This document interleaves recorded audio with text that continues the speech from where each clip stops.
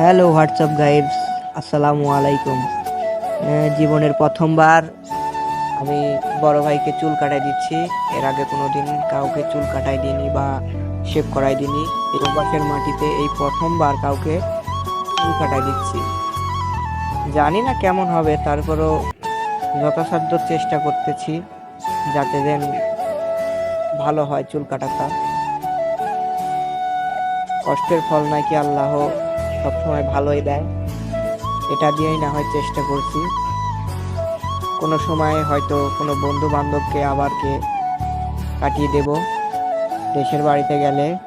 আর যাই হোক, বন্ধু বান্ধবের চুল কাটার কোনো প্রশ্ন থাকবে না, বলবো যে আমার কাছে আয়, কাটাই দিই।